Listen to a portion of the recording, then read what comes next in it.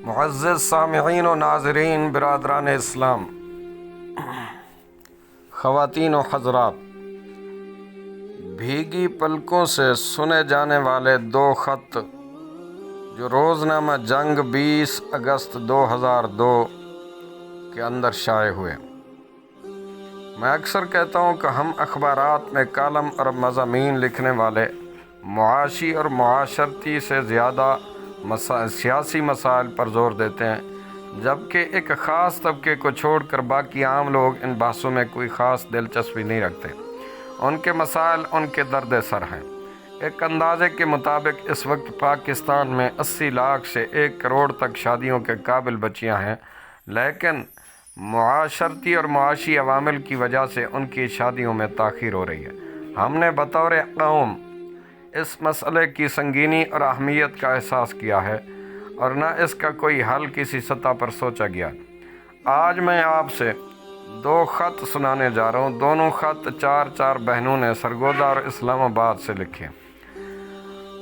بدیہی وجوہات کی بنا پر ان کے نام اور پتے عرض نہیں کر سکتا۔ سرگودا سے آنے والا خط ان بچیوں نے واقعی اپنے خون سے لکھا ہے۔ دوسرا خط ان بیٹیوں نے اصلاً چیف جسٹس پاکستان اور دوسرے فاضل جج صاحبان کے نام لکھا ہے، لیکن اس کی کاپی مجھے بھی ارسال کی ہے۔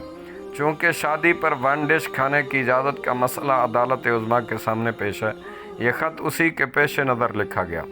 دونوں خط گمبھیر اور دل دہلا دینے والے معاشرتی مسائل کو اجاگر کرتے ہیں اور ان پر مزید کچھ کہنے کی ضرورت محسوس نہیں کرتا، لیکن ان سے واضح ہوتا ہے کہ معاشرے میں بچھڑے ہوئے اور محروم طبقات اور خاندانوں کی اعانت کا کوئی باضابطہ ادارتی انتظام نہ ہونے سے لاکھوں کروڑوں گھرانے کس قسم کی اذیت اور ذہنی کرب کا شکار ہیں۔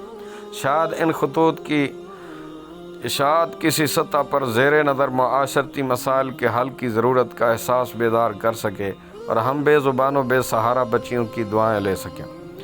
اب سرگودا سے آنے والا پہلا خط سماعت فرمائیے۔ پیارے بابا جانی، السلام علیکم۔ ہم 4 بہنیں ہیں، ہمارا کوئی بھائی نہیں ہے۔ باپ کو فوت ہوئے 8 سال ہو گئے۔ ہماری ماں نے بڑی قربانیاں دے کر ہمیں جوان کیا۔ اس ظالم معاشرے نے ہماری آنسو پوچھنے کی بجائے 2 وقت کی روٹی کے بدلے 8 سال تک ہماری ماں کو در در کی ٹھوکریں کھانے پہ مجبور کیا۔ ہماری ماں ہمیں جینے کے قابل بنا کر خود کئی خطرناک بیماریوں کو دامن میں سمیٹے بستر مرگ سے جا لگی ہے۔ ہم بہنیں محلے کے بچوں کے ٹیوشن اور قرآن پڑھا کر سر چھپائے بیٹھی ہیں۔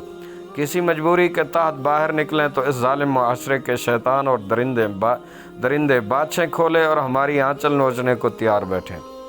ہم نے یہ خط اپنے خون سے لکھا ہے۔ آپ اسے اپنے اس چینل پر لوگوں کے ساتھ شیئر کریں یا اخبارات میں چھاپیں۔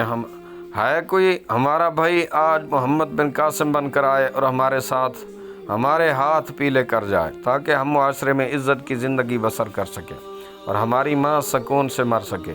بابا جان، اگر آپ نے ہمارا ساتھ نہ دیا تو یہ ظالم درندے ہمارا سب کو لوٹ کر ہماری دنیا اندھیری بنا دیں گے۔ پھر ایک دن انصاف اللہ کی بارگاہ میں ہوگا۔ آپ کی خدمت میں ڈھیروں سلام اور ڈھیروں دعائیں۔ دوسرا خط اسلام آباد سے آنے والا، وہ بھی سماعت کریں۔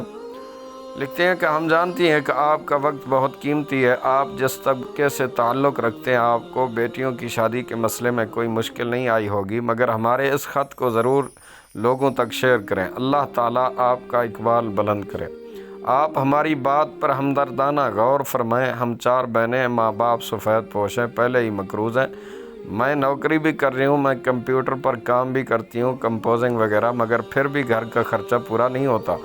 بجلی، پانی، گیس، ٹیلی فون کے بل کی ادائیگی کے بعد ہم اس قابل بھی نہیں ہوتے کہ گھر میں بڑا گوشت پکا سکیں۔ روزانہ دال سبزی پہ گزارا ہوتا ہے۔ ان حالات میں ہمارے ماں باپ ہماری شادی کے لیے شادی ہال اور بارات کو مرغے کھلانے کا کیسے انتظام کریں؟ ہم شادی کے انتظار میں بوڑھی ہو رہی ہیں۔ معاشرہ، دین اور والدین کی اجازت نہیں دیتی کہ ہم گھر سے بھاگ جائیں اور کہیں شادی کر لیں۔ ناجائز تعلقات قائم کرنے کے لیے تو ہم کو بڑی بڑی رقوم کی آفرز ہوتی ہیں، مگر شادی کرنے کے لیے ہمارے والدین سے بارات کے کھانے اور جہیز کا مطالبہ کیا جاتا ہے۔ ایسا معلوم ہوتا ہے کہ شادی مہنگی اور زنا سستا ہے۔ غریب تو کسی نہ کسی طرح اس مسئلہ سے نپٹ لیتے ہیں، مگر سفید پوش اور درمیانہ طبقے کی لڑکیاں اس ظلم کی چکی میں پس کر رہ گئی ہیں۔ کبھی کبھی دل کرتا ہے گھر سے کہیں بھاگ کر کہیں پیشہ کر لوں تاکہ چھوٹی بہنوں کی شادی اور جہیز کے لیے رقم اکٹھی کر سکوں۔ کہتے ہیں کہ اسلام میں لڑکی والوں پر کوئی بوجھ نہیں ہوتا، مگر ہمارے مولوی یہ بات نہیں بتاتے کہ کاش ہم کسی عرب ملک میں پیدا ہوئی ہوتی جہاں ہمارے والدین کو ہماری وجہ سے ٹی بی نہ لگتی اور ہم شادی کے انتظار میں بوڑھی نہ ہوتی۔ آپ سے استدعا ہے کہ ہماری طرح لاکھوں بیٹیوں کو مد نظر رکھیں اور ان ظالم رسومات اور ان کو پروان چڑھانے والوں سے اس معاشرے کو پاک صاف کر دیں۔ وہ ہمدرد دواخانہ کے بانی جناب حکیم سعید صاحب نے صحیح کہا تھا کہ ان کا بس چلے تو شادی ہالوں کو آگ لگا دیں۔ پولٹری فارم اور شادی ہال کے مالکوں کو اللہ پر بھروسہ نہیں کہ ان کو اللہ تعالیٰ رزق دے گا۔ شادی ہال تعلیمی اداروں میں تبدیل کریں تو فائدہ بھی ہو اور غریبوں کی عزت بھی بچ جائے۔ اللہ ہمارے علماء کو بھی ہدایت دے۔ وہ سیاست پر بات تو کرتے ہیں لیکن بچیوں کی شادی پر نہیں، لیکن شادی بیاہ کی غیر اسلامی رسومات کو خود پروان چڑھاتے ہیں۔ نکاح پڑھانے کی باری آتی ہے تو اس وقت بھی لوگوں کو اس چیز کے بارے میں نہیں بتاتے۔ خوب کھانے کھلانے والے کا مال مشکوک ہی کیوں نہ ہو اس وقت تک بات نہیں کرتے۔ اللہ تعالیٰ فرماتا ہے کہ ایک لقمہ حرام کھانے سے 40 دن کی نمازیں ضائع ہو جاتی ہیں، اور کھانے والے باراتی ذرا برابر بھی نہیں سوچتے کہ لڑکی والوں نے سود پر قرضہ اٹھا کر بھیک اور زکوٰۃ اکٹھی کر کے کھانا پکایا ہوتا ہے۔ اللہ تعالیٰ سے دعا ہے کہ وہ آپ کو ہمارے جیسے حالات سے بچائے۔ اگر آپ کی بھی 4 بیٹیاں ہوتی اور آمدن محدود ہوتی، اوپر سے جہیز اور بارات کے کھانے کا پرزور مطالبہ درپیش ہوتا، تو آپ ہماری مشکل کا اندازہ صحیح طریقے سے کرتے۔ آپ سے درخواست ہے کہ شادی بیاہ کے لیے صرف جمعے والے دن عصر اور مغرب کے درمیان مسجدوں میں آپ اعلان کریں کہ شادی اس وقت ہوا کرے گی اور وہیں سے رخصتی ہوا کرے گی۔ اس پر عمل ہو جائے تو شادی پر فیشن، پریڈ اور میک اپ کا خرچہ ختم ہو جاتا ہے۔ اللہ تعالیٰ نے تو لڑکی کو رحمت کہا ہے، مگر یہاں پر 2-4 لڑکیاں پیدا ہو جائیں تو ماں باپ خودکشی کرنا شروع کر دیتے ہیں۔ لڑکی والوں کا کیا قصور ہے کہ وہ اس کو رخصت کرنے کے لیے اپنی پونجی لگائیں اور قرضے کا بوجھ اٹھائیں؟ گھر سے کوڑا کرکٹ اٹھانے کے لیے بھنگی پیسے لیتا ہے اور ہم لڑکیوں کو اٹھانے کے لیے جو مہذب بھنگی جہیز بارات کے کھانے کی شکل میں پیسے مانگتے ہیں۔ کیا اللہ تعالیٰ نے ہم کو کوڑا کرکٹ پیدا کیا؟ مسئلہ تو یہ ہے کہ سخت قانون بنائیں، اس پر عمل کروائیں، نہ کہ اس کو ختم کروائیں۔ آپ کے بیانات سن کر دل دھڑکتا ہے کہ آپ یہ آواز اٹھا رہے ہیں۔ خدا را آپ مسلمانوں تک ہماری اس آواز کو پہنچائیں۔ لڑکی والے خوف اور سسرال کے طانے کے ڈر سے جہیز دیتے ہیں، کوئی خوشی سے نہیں دیتا۔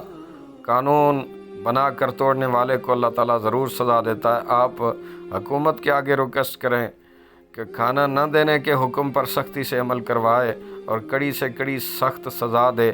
یہ دہشت گردی کے زمرے میں آتا ہے اور اس سے دہشت گردی کے قانون کے تحت ہی نپٹا جائے۔ آپ سے پرزور اپیل کی جاتی ہے کہ آپ ہمارے اس خط کو ہماری دوسری بہنوں کی آواز سمجھتے ہوئے ہمدردانہ غور فرمائیں اور معاشرے کی اس لعنت سے نجات دلوا کر لاکھوں بیٹیوں کی دعائیں لیں۔ اللہ تعالیٰ آپ کا اقبال بلند کرے۔ والسلام قوم کی مظلوم بیٹیاں۔ مسلمانوں، سنا ہے آپ نے کہ ان 2 خطوں نے ہمارے ضمیر کو کس قدر جھنجھوڑا ہے۔ ہماری ایمانی غیرت پر انہوں نے دستک دی ہے۔ اللہ تعالیٰ ان بچیوں کے معاملات میں آسانی پیدا فرمائے اور ان کے والدین کی جملہ مشکلیں آسان فرمائے۔ اللہ رب ذوالجلال ہمیں معاشرے کے ان تمام رسومات سے نجات عطا فرما کر مصطفیٰ کریم صلی اللہ علیہ وسلم کی مبارک سنت کے مطابق بیٹیوں کی رخصتی کی توفیق عطا فرمائے۔ وما علیہ الا البلاغ۔